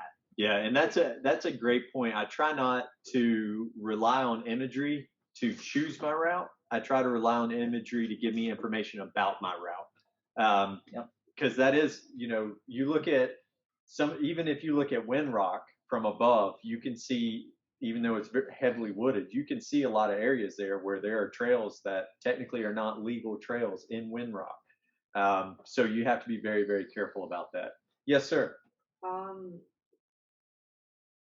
On that soil stuff, can't you still see tracks from the Oregon Trail? Yes. Yes, you can still, in the cryptobiotic soil, there are places out west where you can see wagon tracks going through it. You can see footprints and things like that from long time ago. So, and we have some of that here on the East Coast, not cryptobiotic soil, but we do have some ecological aspects here on the East Coast where we have to worry about kind of the same thing, but we don't see that from satellite imagery. It grows back a lot quicker here. It does. It does. So we can kind of self-heal a little bit better than out there. So, yeah. All right. So now I've gone through, I've decided this is a good route and I want to use this route moving forward. So what I do at this point in time, and this is a new thing for me because I no longer use my phone as much as far as running these routes. But if I pull up the routes, let's see, let me go back and cancel. But let me pull up the route that I just chose, which would be the AVO route, AVO to MOA. So what I would do at this point in time is I come down here to the bottom on the computer, and I'll do this. A lot of times I will do this on my phone, but I will export this to a GPX file right here. This means that now, regardless of the device that I use, whether it's my phone, whether it's my Garmin Overlander, the Magellan TRX, it now means that I can upload this GPX file even outside of Gaia, right? I don't necessarily have to have Gaia in order to follow this route any longer. Basically downloading it in that GPX file or KML file, depending on what you're uploading it to. But typically I deal with just this GPX that you see right here. But that now means that very easily I can upload it into my Garmin Overlander, which is what I do now. So I'll download it to the computer, and then I can email it to a phone, or I can even, I'll kind of take you through here in just a second and show you how I would do it. But if I say export to that, it downloads it on my computer right here. So I've got AVO to MOA, and I come over here to my Explore app, which is the app that my Garmin Overlander works off of.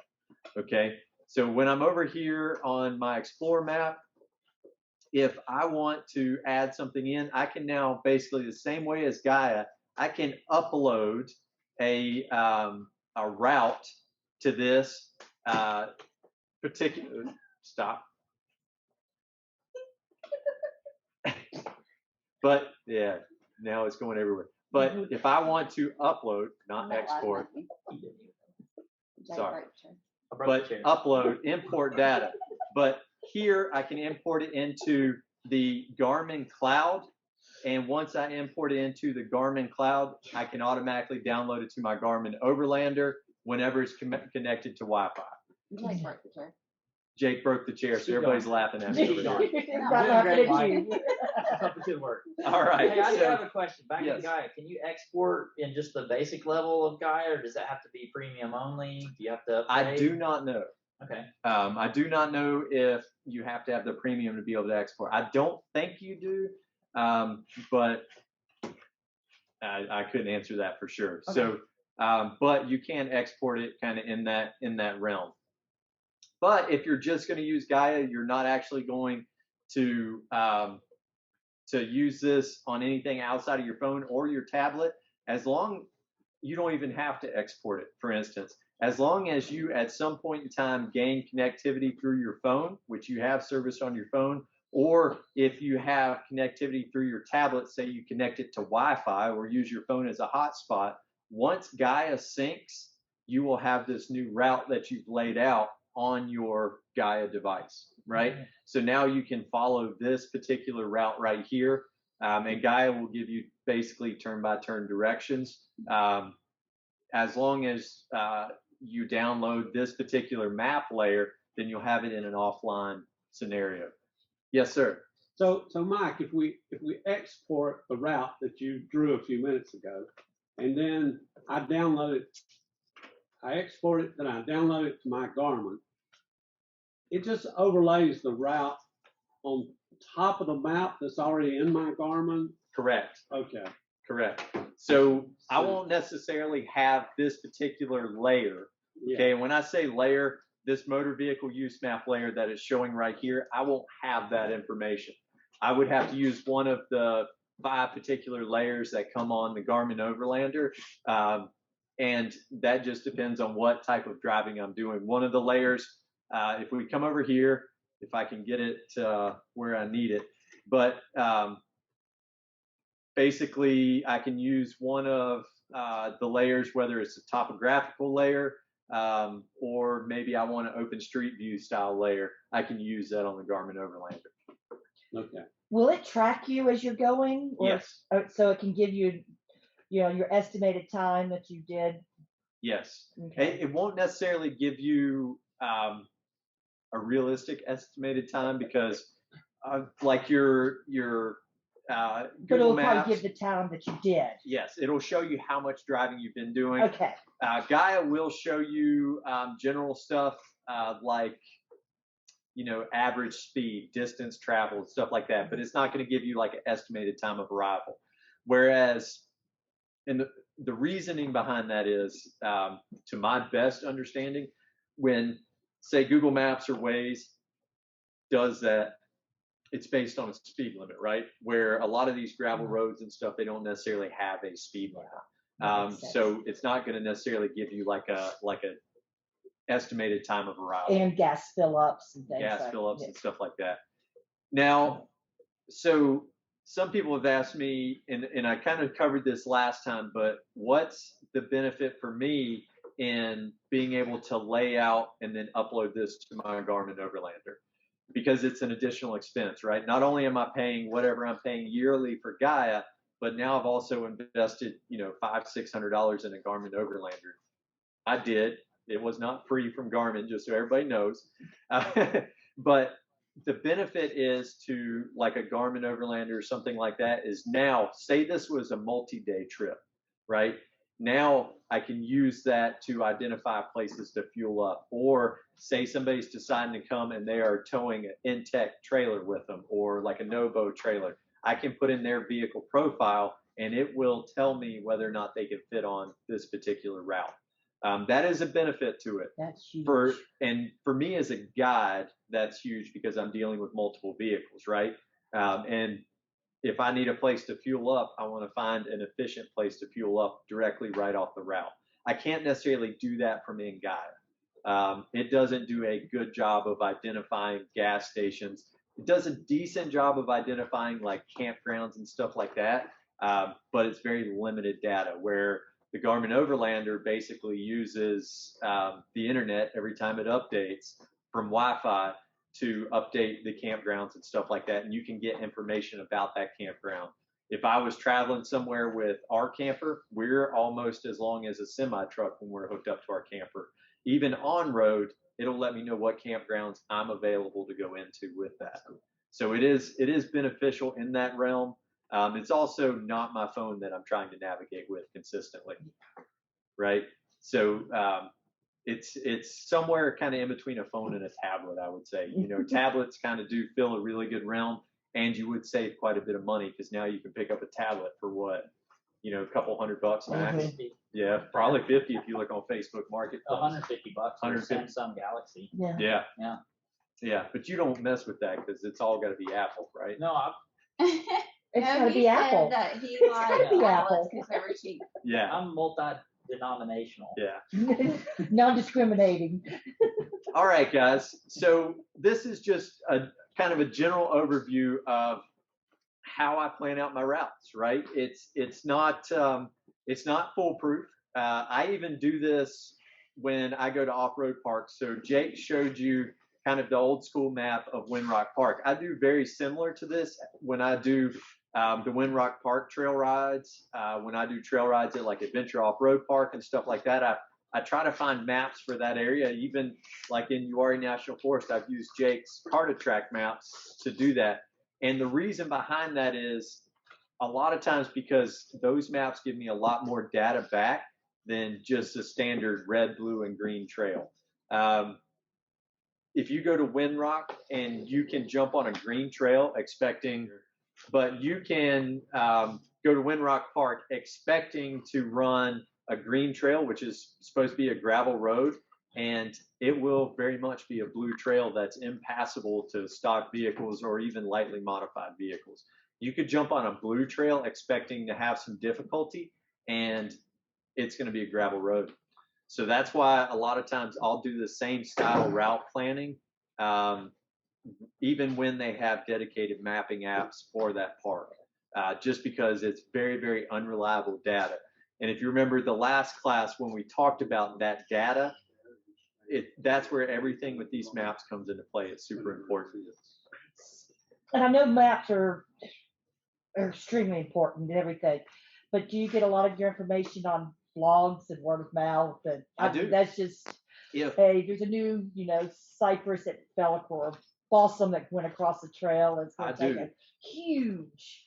I do, especially at off-road parks. And this is, as kind of a guide and training, a lot of times if I'm, like, say I'm going to go to Windrock and I'm going to run Trail 22, which is a blue trail, then I will jump on YouTube and I'll look up and say, hey, Windrock Trail 22, and I'll watch the videos to see what type of obstacles are there. And I'll look at the dates those videos were uploaded to give me a general idea. If it's 2 years old, then that trail is probably not as good. But if it's, within the last year, then I have a pretty good idea that trail is still somewhat in that realm. It at least gives me a general idea. And, a lot of times I will reach out to local contacts. I've called Jake before. I've called Al to talk about off-road parks. And nothing really beats being able to talk to kind of the locals that are in the area and find out. And the number one most important thing to remember with any of this is that you got to be ready to kind of change your plans, because if it was a big rainstorm or whatever, it could take your trail that would normally be a 1 or 2 stock friendly trail, and it could bump it up to a 6, 7 very quickly. So very good question. All right, guys. So what else for questions? Could we take a look at one of the Carter-Trax maps and see what it looks like? We should be able to. Yeah, I think we've got a way here we can show. While they're pulling that up, does anybody have any questions? Feel free to unmute your microphone, and you can ask any questions while Jake's working on pulling that up. Hey, Mike, this is Esther. I have a question on the GPS, the Garmin. You're talking about the Overland Garmin. We have a RV Garmin. Is that the same thing I could use to download the GPS to use on the trails? I'm not 100% familiar. I know a little bit about the RV one, but I think it doesn't have the same map layers. I think it's more tailored to on-road, so you're not necessarily going to have the same map layers. But if it works off of the Garmin Explore app, so to speak, basically what I showed, or is what the second screen that I was looking at, if it works off of that, then you can upload it. Or if you can upload a GPX file to it, then you should be able to do that. But you may, at some point in time, just be driving out in kind of the green wild blue yonder and not really have any map layer data. All right, thanks. Yes, ma'am. This is a view inside of Avenza Maps, and this is an example of 2 of our maps and then one that we host for a friend of ours out in California. But the top one is a pretty good example. This is S'more Southern Missouri Off-Road Ranch, and this will give you an idea of what a Carter-Trax map looks like of an off-road park. So you can see the color coding is a real quick view to understand what ratings these different trails are. So you can just do a real quick look and understand their ratings. I think I can, let's see. Bronco Buster. Did you name the trails, Jake? I did not name these in this park. These came pre-named. Have you ever named trails? I have. Oh, that would be. Yeah. So here's just to show you real quick. This is the ratings that Southern Missouri Off-Road Ranch has as far as their ratings go. There's no standard in the eastern United States necessarily, but you can see the colors, so you can kind of get a quick view and understand, what some of those trails are rated. And this one shows pretty much everything from when you pull in to the entrance of the park, for even the numbered RV slot. So if you've got a campground spot that you've got reserved, you can easily get to it in the dark if you get there after dark or something like that. But these were all pre-named. The park had already named most of these and rated most of them. I mapped this park riding shotgun with the owner of the park, and he knows this place backwards and forwards. We did it in about 4.5 days, the whole park. Did they tell you what colors they wanted to use, or did you do that? We had an old map to work off of, and then as we went through it together, the value of working with a park owner is he could kind of make an evaluation himself too at the same time. And a lot of them were upgraded. His old map was outdated, and but yeah, I've gotten to name a few. There's one in Kansas Rocks, a park in eastern Kansas. It's named Moon Pie because we couldn't come up with a name of it, and I was actually eating a moon pie. So just Moon Pie. This is a great name. I think that's what we'll name it. So Let me ask you, this particular map for this particular park, does the barbed wire around the edge add to the difficulty of the park? it does, yes, Okay. and it keeps you in the park. Okay. Yeah, absolutely. I hear banjos. No. The right barbed there. wire You edge. see it, Sarah? So is Yeah. Bronco Yeah. Buster really hard? It's pretty rowdy. Yeah. This guy, Brandon Powell, the owner of this park, is a cool dude. He's like a cowboy. He's a real cowboy, and they have a working ranch that's part of this property too. So there's a lot of horse names, and that theme that it just carries. Spur, yeah. yeah. Sure. But it's a neat place. It's a really nice park. Very well laid out. He's got actual street signs at intersections of trails. It's so well identified, and they're reflected too. So even in the dark, you can see them in your headlights. Is it public, open to public? It's open to the public, but it's a pay-to-play kind of park. You pay Right. an entry Anybody fee. can go. Anybody can go. Yep. Anybody? Unless Brandon kicks you out, then you can't get back in. Yeah. You bob wired out. Yeah. I mean, there's some. So this map actually has a whole bunch of ranch rules, and he's pretty strict about stuff about after dark riding and a lot of noise in the campground and stuff. He's had some people that had to go home that just weren't following the rules. So he kind of keeps a tight ship around there, which is good. So that's more. This is a Daniel Boone Backcountry Byway map. We've got a plot of that over here. When we turn the screen off in a bit, you might want to look at that, but this is what it looks like in digital form. But this park, it's not a park actually. It's an open, accessible route that you can go ride in the Daniel Boone National Forest. And we actually, on this map, you see the funny little orange lines. What we did, we realized that people, when they were riding this route, there were so many little roads that would turn off of the actual designated route that it got kind of confusing for a rider that's coming up on an intersection. It's like, I can't really tell for sure if I go left or right here to follow the route. And they wouldn't know it until their blue dot starts to deviate off the route. And then it's like, oh man. And then when you're leading people, then you got to turn everybody around and get them back. So we figured out real quickly that the easiest thing to do is every single intersection, we just add a little orange line and put an X on it and said, at this fork, you're going to go left or you're going to go right. And if you see the line that deviates off the right and the orange one, then that's not your route. Yeah. Go left. Really easy. So when you see those pop up, you know you're coming up on an intersection. You'll know which way to go. So you can just keep on moving. Yeah. So Smart. This is over 100 miles in the Daniel Boone National Forest, and we're going to add another, well, almost double it when we add the update. It's going to get even bigger. So we'll have that updated probably in early May of this year. Oh, nice. Really cool. Very pretty area. And one other little pro tip I'll share, in all apps, just about any kind of off-road navigation app, this is handy. Sometimes you're going to be given coordinates to something, a point, a waterfall, whatever.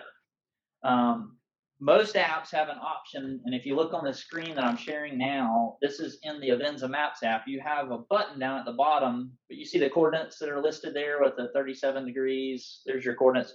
If you tap it, I'm going to tap it with my finger. It will pop up, and you can scroll through these, and you've got all these different projections and coordinate systems that you can choose from. So if what you're given in coordinates, like if somebody says, this is an awesome waterfall, I'll share with you the coordinates. If what they give you doesn't match what's showing on that screen in Avenza, you can change to match what they sent you. So the numbers will be different to begin with, but you can get it in the same coordinate system and display of those coordinates so that you can then understand. See how there's a lot of differences, like the top is called decimal degrees, where you have just a decimal. The one that's checked is degrees, minutes, and seconds. So there's different varieties of these. So if it doesn't match, you can change it in Avenza. The other tip I wanted to share is, if you wanted to go and try and navigate to a place, you can drop a pin in Avenza. So if you look in the bottom left corner of the screen, there's a little push pin. If I tap that, you've got a location button. And so wherever I tap the button, it's going to drop it wherever the center coordinates were on the map when you right when you hit the button for the pin. But you can change those by tapping. Let me go back. The location row, you see that where it has coordinates on the right? If you tap the coordinates, you can hit the X button and you can type them in. So here's the pro tip. You're going to get coordinates from a friend, right? That's going to say the cool waterfall's here. Don't type it in. Use talk to text and just read it. It's so much easier than trying to type in your coordinates. Just make sure you got it in the right coordinate system first and then use talk to text. The people that competed in 36 hours that figured out how to use talk to text for all the coordinates they had to enter in, they were the ones that performed well. All right, here's a test. Okay, test. Put in your coordinate or. Well, we need some coordinates. Let's Yeah, see. put in the coordinate. It's hard to make up some. Talk to text because my southern accent. Yeah, it has to learn your language first. Yeah, we can try. Let's give it a shot. Let's just make up something. I don't know if it's going to work in the meeting. Oh, it's not active while I'm in a meeting. Yeah. You can't stump the professor here. Sorry. Using your microphone. That's right. Yeah. Yeah, but when you're not in a Zoom meeting, you should be able to enter this. Okay. So, Yeah. I trust you. Yeah, but if you got them written down somewhere or something, and you got them to read, it's a lot easier just to read them than to try and key that in. So, and don't do any of that while driving, of course. Yeah. Okay. That's my pro tip of the night. Yep, and so in Avenza you can drop pins on top of that. I can go ahead and let's just play and we'll drop one and I can show you. So we'll say submit. So you see the pin there? I can go in there and hit the I button and you can go in there and edit it. You can even add a photo of that waterfall. And then when you go and close that and you've saved it, in the bottom right, you've got a little button down there. Let me get that again so you can see it. See the little push pin in the bottom right with the 3 bars next to it? If you tap that, it'll show a layer, and that's that one place mark that I just dropped. In the very bottom right, you got a little icons with arrows up and down. The up button is the upload or export. So just like Mike was showing in Gaia earlier, if I were to collect a GPS track, which you can also do in here, you can export that to others. And you've got formats that you can choose through. It looks like I've got KML, CSV, and GPX. Pro version, you can do shape files. With Mike and Gaia, you had GeoJSON, which is another file type. These are kind of the standards. Really, KML and GPX have become pretty universal now. KML is useful in Google Maps. Garmin was originally a proprietary, GPX was originally a proprietary Garmin software app. Originally, now it's pretty universal as well. But anyway, so you can export those. So if I want to share that pin with a friend, I can do that here. And you can spit that out. You've got some options as far as it's actually the next screen when you hit export, it'll say, do you want to do it by email or text message or whatever? You got different formats that you can do it to export it. So that's pretty cool. Yeah, it's nifty. Okay, so I'm going to delete that. I'm going to tap the I button again and then hit the delete button. And you can delete it. So that's a pretty useful app. Yeah. Any other questions, guys? Again, feel free to unmute and ask away, or you can even type it in chat. We do have a chat here if it's easier for you to type. Hey, I got a question. Yeah. I heard a question. Yeah, Andrew here. Yeah, I got a question. If you had to choose between Avenza, Garmin, or Gaia, and you only had to pick one, which one is your favorite? Which one do you guys tend to be using the most? Yes. It's hard to pick just one, unfortunately. For me, now depends on what you're doing with it and where you're going. It does depend on what I'm doing, where I'm going. For me, I don't know that I could pick just one, but I use it more on a professional level. If I was Gaia, that is. Just I'm thinking of like rural overlanding with a family, something like that. Play safe, kind of, and take your time, kind of thing. I would say I would still use a mixture, but it probably would not be if I was doing this on an unprofessional level, and what I mean by that is not as Morrison's Outdoor Adventures, just as the family and I going out, then probably what I would do is I would probably still use like Avenza and Gaia, and I would take advantage of kind of the free versions that they offer and what they offer between those two. Like with Avenza, you can get a lot of free maps, and you don't necessarily have to pay like a yearly fee with it. You can also buy maps, and now you own those maps in Avenza forever. So you can get updates too now. Yeah, you can get updates through Avenza. I would say Avenza offers a lot. Avenza has a free buy-in too, just like Gaia. I mean, you can go and buy the free version, you could download the free version of any of those and just play around with them and get familiar and see what you like. Sometimes it just comes down to personal preference, the fit and feel of how it functions for you personally, how intuitive it is for you to manage your way through it. Sometimes that's what it comes down to. So I do find also that Avenza is good if you're bringing in a lot of external data, meaning you're getting your data from other sources like Cartatrax, or you're finding GPX files online. It's very lenient to that, where Gaia can be a little clumsy when you're doing that. I use Gaia primarily because it's what I'm used to now. The Garmin Overlander I use because it's convenient for me. I can move it from vehicle to vehicle. It's got a powered mount and those type of things, but it is an investment. But I think the Garmin Overlander checks a lot of boxes for most families, but so do Gaia and Avenza as well. So it's hard to say kind of which one's the perfect fit. We talked through a lot of the different ones in that last session that I did with y'all. There's a lot of apps out there. I think the fact that I just said that statement, there's so many app options out there.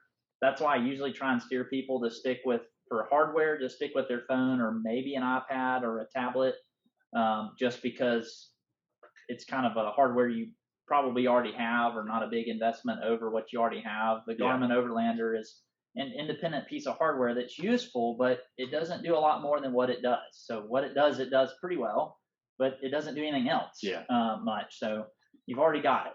And so there's a lot of apps that and there's some new ones that are coming out too that we don't even know about yet that are coming that you might learn about. So we didn't talk tonight at all. We didn't even mention OnX.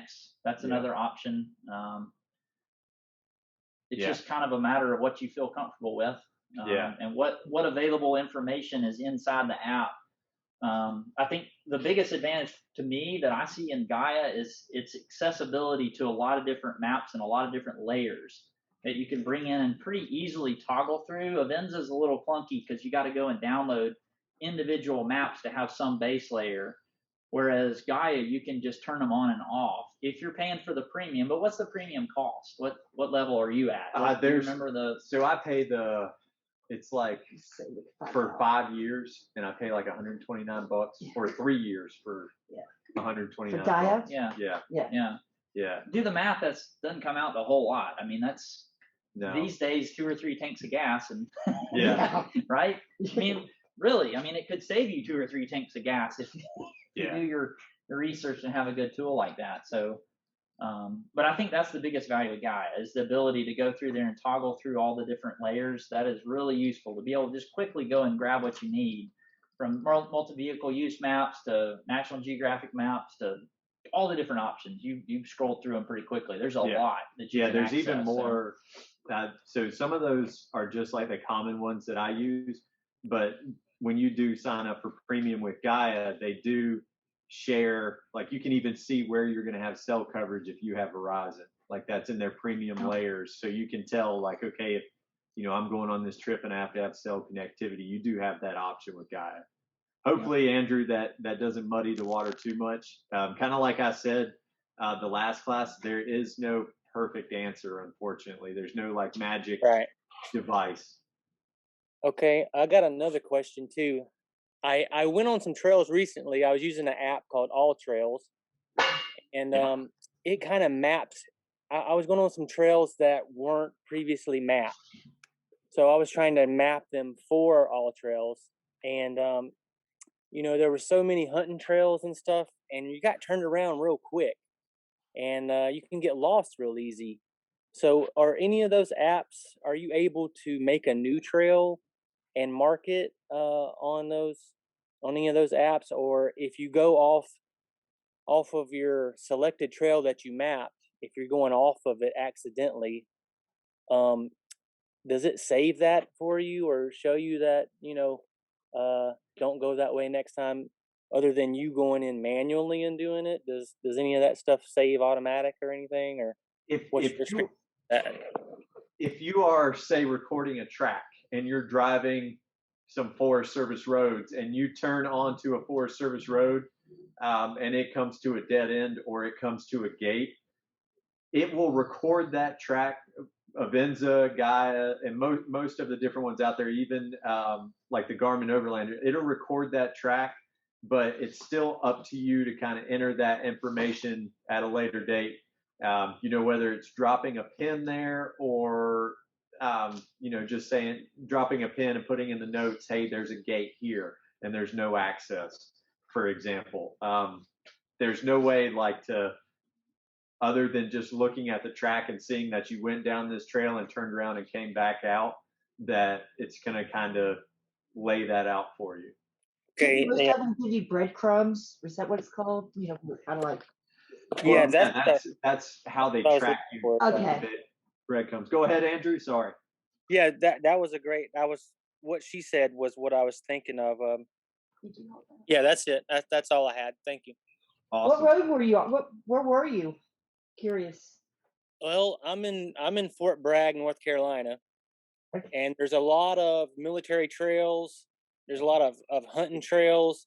Logging There's a lot of trail. land that the military rents, and there's all kind of trails there. And you just go out there and ride around, and you try to learn them. Really, is how you do it.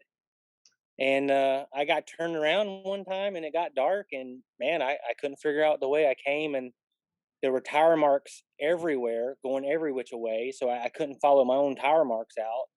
So And a lot of those trails in that area, those type of trails, like the game lands around there, and what you're going to find like around Mott Lake and stuff, there's not going to be a map layer that kind of logs those.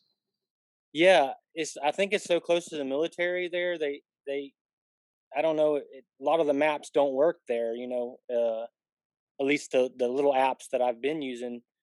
I don't know why they don't show those roads at all. And so I was going to map them myself. Was that way I kind of knew. But Mott Lake was one of them that I've been to, and all in between there and all around there. There's all kind of trails out there. Yeah, because that's kind of a gray area. I used to live out there and kind of ride out there when I was younger, but it's kind of a gray area in that particular area where technically, like around Mott Lake and places like that, it's kind of like outlaw trails. They've just been developed over the years by people going out and kind of having a good time. The military doesn't really get upset about people being out there, as long as you're not doing anything wrong. But technically, a lot of those trails that are through that area are private. So that's why a lot of them are not mapped. Good question, though. Thank you.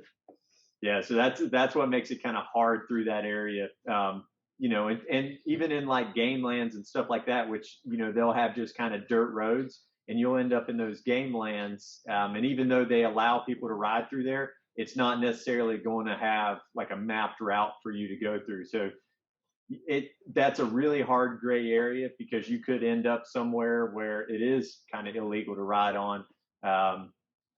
And that's difficult with the mapping software. But if you are in an area like that, and one thing I always do is make sure I lay down like a whatever GPS system I'm using, I do track myself, so that if something does happen, vehicle breaks down or whatever, at least I can follow a route back out of breadcrumbs, so to speak.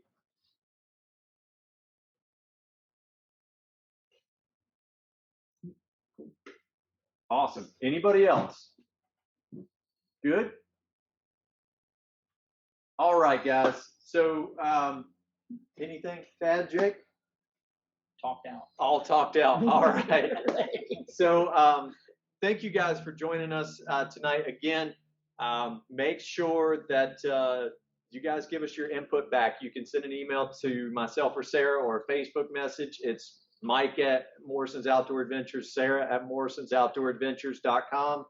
Send us an email and tell us what you think about these Zoom classes. Hopefully we can continue these and get better at them. Remember, it is new for us doing this.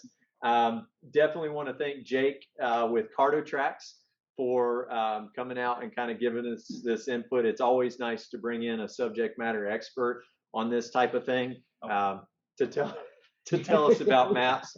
And thank you guys for putting your trust in us at Morrison's Outdoor Adventures to help educate you. And a huge thanks to Southern Four-Wheel Drive Association and my good friend Al Sweeney for handling all the technological stuff in the background. Because if it was me, I'd pick up the computer and smash it. So, all right, guys, have a wonderful evening, and keep your eyes open for trail rides and all kinds of stuff. Thank you. Thanks, guys. Have a nice evening. Bye. Bye. Bye-bye.